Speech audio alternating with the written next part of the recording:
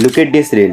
इसमें video maker कह रहा है कि मैं उस देश में रहता हूँ जिस देश में हार्वर्ड यूनिवर्सिटी से पढ़ा पप्पू कहलाता है और चौथी फेल विश्वगुरु। ऐसी कई सारी वीडियो इंटरनेट पे आपको मिल जाएगी, पर यहाँ जो पप्पू की बात हो रही है वो है राहुल गांधी।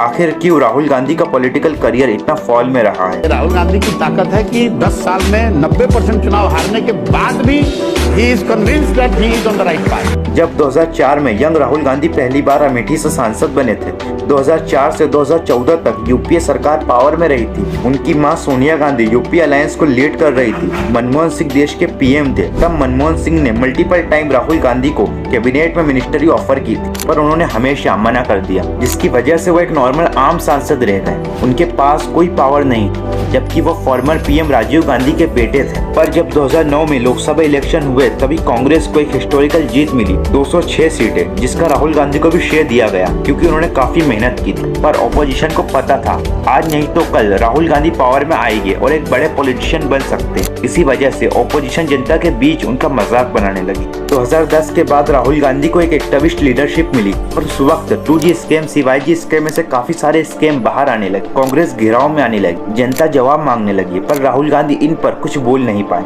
2013 में राहुल गांधी वाइस प्रेसिडेंट बने कांग्रेस के, और कांग्रेस के नेताओं ने उनसे काफी कुछ एक्सपेक्ट किया था कि वो एक बड़े लीडर बनेंगे। पर राहुल गांधी एक अच्छे पॉलिटिशियन नहीं थे, मगर अच्छे इंसान जरूर थे। यह मैं नहीं, उनके साथ काम कर चुके कुछ लोग कहते हैं। राहुल गांधी की बातचीत काफी बढ़िया थी, वो सोचते बहुत थे, पर पॉलिटिक्स में इतने अच्छे नहीं थे। उनके मुकाबले नरेंद्र मोदी लंबी लंबी स्पीच देना, एक लीडरशिप बनाए रखा, इन सब में काफी अच्छे थे। फिर आते 2014 के इलेक्शन, नरेंद्र मोदी राहुल गांधी के मुकाबले काफी बड़े लीडर थे। इसी वजह से 2014 लोकसभा इलेक्शन में कांग्रेस को सिर्फ 44 सीटें मिली। 1947 से तब तक कांग्रेस का सबसे खराब प्रदर्शन। पार्टी के लोग राहुल गांधी के लीडरशिप पर उंगली उठाने लगे। कई सारे कांग्रेस पार्टी छोड़कर बीजेपी में जाने लगे। राहुल ने हार की जिम्मेदारी ली, पद छोड़ा, पर कोई असर नहीं पड़ा। एक के बाद एक हर स्टेट में बीजेपी जीतती चली गई। राहुल के बयान को एडिट कर जनता के बीच उनका मजाक बनाया गया। संसद में पीएम ने भी उनका मजाक बनाया। सोशल मीडिया पर उनके बयान को एडिट करके जनता को मैनिपुलेट किया गया। राहुल गांधी का एक वीडियो वायरल हो रहा है जिसमें आलू से सोना बनाने की वो बात कर रहे हैं। से आलू डालो, उस साइड से सोना निकालो, इतना पैसा बनेगा आपको पता नहीं होगा क्या करना है पैसे का। आलू के किसानों को कहा ऐसी मशीन लगाऊंगा, इस साइड से आलू घुसेगा, उस साइड से सोना निकलेगा। इस साइड से आलू डालो, उस साइड से सोना निकालो, इतना पैसा बनेगा आपको पता नहीं होगा क्या करना है पैसे का। मेरे शब्द नहीं है, नरेंद्र मोदी जी के शब्द हैं।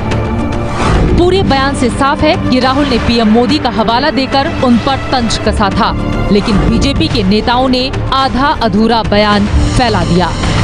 एक पढ़ा लिखा आदमी जो पॉलिटिशियन नहीं है, जिसकी वजह से उनकी स्पीच में थोड़ी गलती हो जाती है, इसी वजह से उन्हें पप्पू डिक्लेयर किया गया, उनका मजाक बनाया गया, सोशल मीडिया पर इस नाम को ट्रेंड कराया गया। स्पीच में गलती तो बड़े नेताओं की भी होती है। न्यायेन राज्यम लवणेन भोज्यम।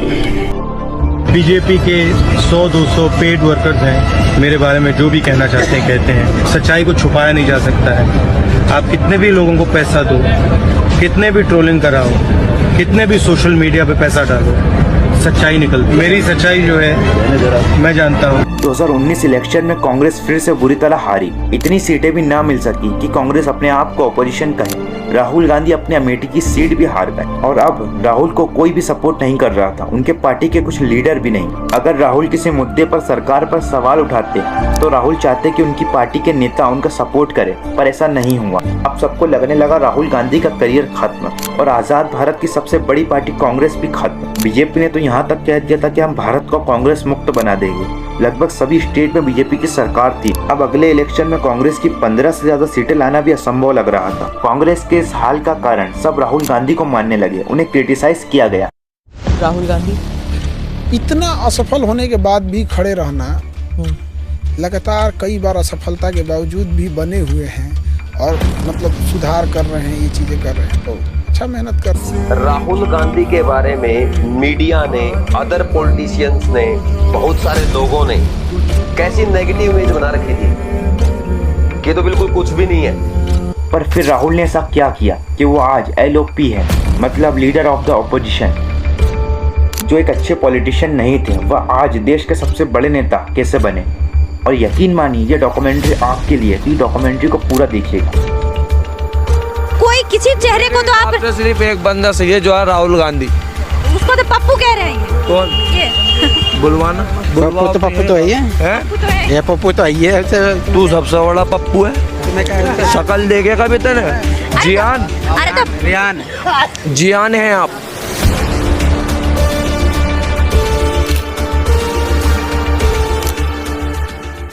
साल था 2019, लोकसभा इलेक्शन का वक्त था। पिछले कई सालों से हर स्टेट के इलेक्शन कांग्रेस हारती जा रही थी। इसी वजह से इस बार इलेक्शन एक तरफा दिख रहा था। मोदी की लहर पूरे देश में थी और कांग्रेस को सिर्फ 52 सीट्स मिली। पर इस बात का जिक्र करना बनता है कि राहुल की भी काफ़ी गलतियां थी। 2014 के बाद मोदी की लहर ने राहुल गांधी को सियासत के मैदान में कमज़ोर कर दिया था। संसद में उनकी स्पीच अक्सर मजाक बन जाती थी। जब पार्टी को मजबूती चाहिए थी तब राहुल गांधी अक्सर छुट्टियों पर चले जाया करते थे। 2014 से 2020 के दौरान वह एक मजबूत ओपोजिशन लीडर के रूप में उभर नहीं पाए। मुद्दा यह भी था कि राहुल के अलावा कांग्रेस में ऐसा कोई नेता नहीं था जो उन 6 सालों में सरकार के खिलाफ एक लीडर के रूप में खड़ा हो सके। जितना ज़रूरी हमारे देश के लिए, हमारी डेमोक्रेसी के लिए एक अच्छी सरकार है, उतना ही ज़रूरी एक अच्छा ओपोजिशन जो सरकार पर हमेशा नज़र रखे। अब सवाल यह नहीं था कि कांग्रेस 2024 का इलेक्शन जीतेगी या नहीं। सवाल ये था कि 2024 इलेक्शन में कांग्रेस ओपोजिशन पार्टी के रूप में रहेगी या नहीं, क्योंकि इलेक्शन लीड कर रहे राहुल गांधी अमेठी से अपनी ही सीट हार गए। उन्हें नॉन सीरियस पॉलिटिशियन करके ट्रोल किया जाने लगा। कांग्रेस के नेता बीजेपी में जाने लगे और कांग्रेस टूटने लगी। कई सालों तक हार मिलती रही। तभी 7 सितंबर 2022 को राहुल गांधी भारत जोड़ो यात्रा की शुरुआत करते हैं। कोई शक्ति इस पद यात्रा को नहीं रोक सकती, क्योंकि यह पद यात्रा हिंदुस्तान की आवाज है। My mother and my grandmother Indira Gandhi ji fought an election from here and got wholehearted support.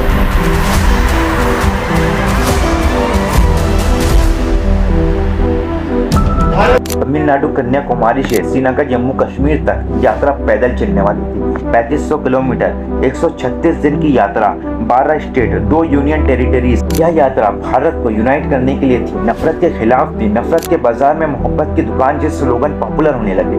नफरत के बाजार में मैं मोहब्बत की दुकान खोल रहा हूँ। हाँ, मैं राहुल गांधी का कार्यकर्ता बोल रहा हूँ। हाँ, मैं राहुल गांधी का कार्यकर्ता बोल रहा हूँ। नफरत को हराएंगे, मोहब्बत को जिताएंगे। बस यही कह रहे हैं, जो हर तूफान से टकराए वो आंधी बनाऊंगा। नए अंग्रेज आए हैं, नया गांधी बनाऊंगा। और हर रिवायत से हट के आया है। आंधियों को जरा खबर कर दो, शेर वापस पलट के आया। अनएम्प्लॉयमेंट इशू को हाईलाइट किया गया। कांग्रेस ने देश की जनता के सामने एक ऐसा नैरेटिव फिर से सेट किया कि वे ग्राउंड पर एक्टिव हो चुके हैं और पब्लिक रिस्पांस कमाल का था। हर जगह राहुल गांधी को बड़े बड़े क्राउड मिले। सोशल मीडिया, जहां उनका पहले मजाक बनाया जाता था, अब उन्हें और उनकी यात्रा को सीरियस लिया जाने लगा।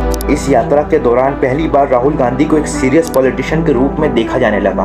उनकी बियर्ड लुक आइकॉनिक बन गई और सिंबल बन गई बदले राहुल गांधी की। 30 जनवरी 2023 को यात्रा श्रीनगर में खत्म हुई। स्नोफॉल के बीच श्रीनगर में राहुल गांधी ने तिरंगा झंडा लहराया। जब यात्रा शुरू हुई थी, कुछ लीडर ने इस यात्रा को फेल बताया था और पब्लिक को भी यह यात्रा काफी मुश्किल लग रही थी, खास तौर पर राहुल गांधी के लिए, क्योंकि उन्होंने इससे पहले ऐसा कुछ नहीं किया था। पर यात्रा सफल हुई और पूरे भारत से राहुल गांधी को सपोर्ट मिला। इसी के साथ कांग्रेस ने एक सिंबॉलिक मैसेज दिया कि पार्टी अब भी एक नेशनल फोर्स है। राहुल गांधी की वजह से देश में कांग्रेस को एक पॉजिटिव हवा मिली। राहुल गांधी की इमेज पप्पू से बदलकर एक सीरियस लीडर के रूप में प्रोजेक्ट होने लगी। 2023 में कर्नाटका में विधानसभा इलेक्शन हुए। कांग्रेस को क्लियर मेजोरिटी मिली, जिसका श्रेय भारत जोड़ो यात्रा को दिया गया। पॉलिटिकल एक्सपर्ट मानते हैं कि यात्रा ने राहुल गांधी के कमबैक का ग्राउंड वर्क तैयार किया। फिर राहुल गांधी ने भारत जोड़ो न्याय यात्रा की और वह भी सफल रही। और अब आते हैं 2024 लोकसभा इलेक्शन। राहुल गांधी अब तैयार थे। उन्होंने 25 से ज्यादा पार्टियों का पॉलिटिकल अलायंस बनाया, जिसका नाम था इंडिया, जिसे कांग्रेस लीड कर रही थी। लेकिन नरेंद्र मोदी और बीजेपी 400 पार का नारा दे रही थी। राहुल गांधी ने जमकर कैंपेन किया, पर इलेक्शन से पहले सभी एग्जिट पोल एनडीए को बहुमत दिखा रहे थे। बीजेपी को 272 सीट, जो मेजोरिटी सीट होती है, उससे पार दिखा रहे थे। सभी media channels, reporters election result से पहले एनडीए को विजय घोषित कर चुके थे। पर फिर आते रिजल्ट। बीजेपी जो 400 पार का नारा लगा रही थी, वो अपने अलायंस के साथ 293 सीट ही ला पाती है और इंडिया अलायंस 234 सीट्स ले आती है। कांग्रेस 99 सीट ले आती है। चौंकाने वाली बात तो यह थी कि पिछले 2 बार अपने दम पर सरकार बनाने वाली बीजेपी इस बार अलायंस के साथ ही सरकार बना रही थी। हालांकि इंडिया गठबंधन सरकार नहीं बना पाया, पर हमारे देश को एक मजबूत ऑपोजिशन मिला जिसकी ज़रूरत हमें पिछले 10 साल से थी। राहुल गांधी, जिन्होंने आज तक किसी भी पद को नहीं संभाला था, वह पहली बार लीडर ऑफ द ऑपोजिशन बने थे। और राहुल गांधी जो काफ़ी कम सवाल पूछते थे संसद में और मिस्टेक करने की वजह से न्यूज़ में रहते थे, अब अपने आक्रामक सवाल की वजह से न्यूज़ में बने रहने लगे। तो यह था पॉलिटिकल हिस्ट्री का सबसे शानदार कमबैक। नॉन सीरियस पॉलिटिशियन वाली इमेज से निकलकर एक सीरियस ऑपोजिशन लीडर बने थे राहुल गांधी। सबसे ज्यादा जिस व्यक्ति ने मुझे प्रभावित किया पिछले दिनों में वो है राहुल गांधी जी।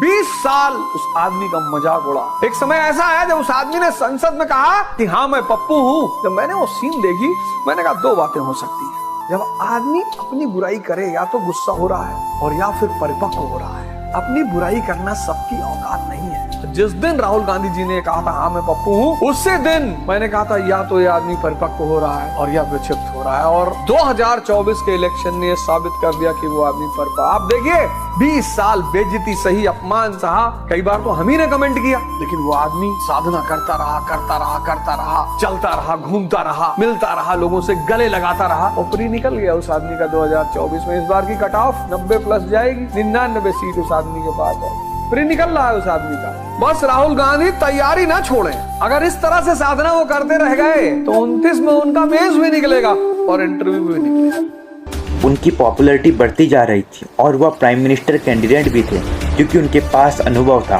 5 बार सांसद बनने का, हजारों किलोमीटर की यात्रा करने का, जमीन पर उतरकर लोगों से बातचीत करने का। अब आप मेरी बात समझ रहे होंगे। जिस बंदे को आज से 10 साल पहले जनता किसी भी पद पर नहीं देखना चाहती थी, अब जनता उसे देश का प्राइम मिनिस्टर दिखना चाहती है। मतलब बंदे ने मेहनत तो की है।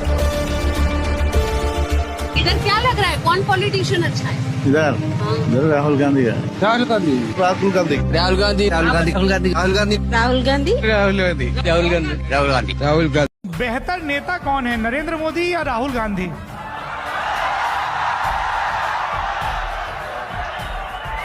बेहतर नेता थे नरेंद्र मोदी, अब राहुल गांधी है।